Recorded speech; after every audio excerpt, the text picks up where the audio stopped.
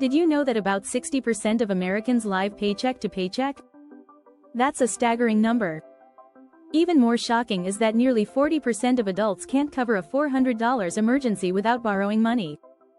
These facts reveal a truth many don't want to face. Frugal living isn't just a trend, it's a necessity for financial health. So, why do most people struggle with frugal living? They often focus on cutting back rather than making smart choices. Frugality isn't just about being cheap, it's about being wise with your money. In this video, we'll explore common pitfalls that lead to frugal failures and share easy, effective strategies to help you succeed. You'll learn how to shift your mindset from deprivation to empowerment, discover how to combat emotional spending, and find ways to make saving fun and engaging. Are you ready to transform your relationship with money? Let's dive in and uncover the secrets to thriving in a frugal lifestyle. Chapter 1. The Mindset Trap. Why frugality fails before it starts. The biggest mistake people make when trying to live frugally is focusing on deprivation rather than opportunity. We tend to think of frugality as doing without. But what if we flipped that mindset? Instead of seeing it as giving up, think of it as choosing what's important.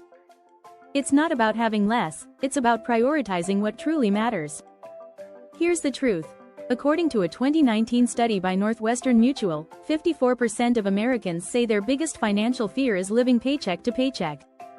Yet, many still see frugality as a negative. The trick to making frugality work is seeing it as a tool for freedom, not limitation. Author Vicki Robin, in Your Money or Your Life, says, frugality isn't about cutting back but maximizing your joy per dollar spent. This shift in mindset is key. When you see money as a means to freedom, not just survival, you start thinking differently about every purchase. Actionable strategy? Start small. Focus on value-based spending. This means identifying what brings true happiness and trimming the rest. Maybe it's worth spending on a nice dinner out once a month if it aligns with your values, but do you need that subscription box you barely use? Chapter 2. The busy life budget mistake. How convenience costs you. People often fail at frugality because they think they're too busy to make it work. Convenience purchases, like takeout, quick buys, or Uber rides, add up fast.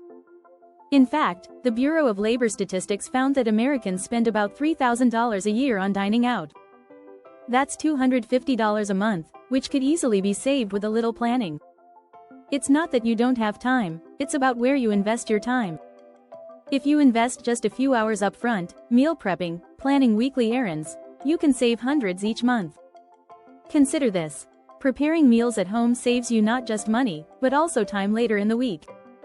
One batch cooking session can replace 4 nights of takeout. Here's a tip to help. Start with a 10-minute planning session each Sunday. Lay out your meals, transportation, and any purchases you need to make that week. You'd be surprised how many unnecessary costs you can cut by planning ahead. And don't fall for the myth that convenience saves time. Studies show that meal prep can save an average of 2 hours per week compared to daily cooking or ordering out. Think of the extra cash you'll have in your pocket, without feeling like you're missing out. Chapter 3. The Subscription Sinkhole. How hidden fees bleed your bank. The average American spends $273 per month on subscription services, according to a report from West Monroe. That's more than $3,200 a year. But how often do we actually use these services? It's easy to let these costs slip by unnoticed, especially when they're auto-debited from your account. The problem with subscriptions is they often start small but multiply quickly. First, it's Netflix, then a gym membership, then a few apps you forgot about, and before you know it, those small costs add up. The strategy here? Conduct a subscription audit every quarter. Look at every automatic payment coming out of your account. If you haven't used something in the last month, cancel it. And don't be afraid to negotiate. According to a Consumer Reports survey, 83% of people who asked for a lower rate on their phone or internet bill got one. Companies don't want to lose customers, so they'll often cut you a deal just for asking. Here's a quick win. Use a service like Frugal or Rocket Money. These apps help track your subscriptions and cancel them with a single click. That way, you won't have to chase down every free trial you forgot to cancel. By taking a more intentional approach to subscriptions and spending, you can save money without even feeling the pinch. If you're finding this information valuable, don't forget to subscribe to our channel. Hit the notification bell so you don't miss the next chapters filled with tips to master frugal living. Chapter 4. Frugality FOMO. Why following trends will sabotage your savings. One sneaky reason people fail at frugality is because they feel the need to keep up with others, even in the realm of saving. Minimalism, zero waste, sustainable products, they all sound great, but sometimes these trends lead to unnecessary spending. It's what I call frugality FOMO, the fear of missing out on the right way to be frugal. Take the trend of buying eco-friendly products. A study by the Green Alliance found that people often spend more on sustainable items, even when they don't really need them. Sure, it feels good to support eco-conscious brands, but are you saving money by replacing items you already own? The truth is, frugality should be personal. Your journey doesn't have to look like anyone else's. Just because someone else is buying the latest reusable gadgets doesn't mean you have to. Frugality is about using what you have, not buying more to feel like you're being responsible. Here's a strategy to try. Start by shopping your own home.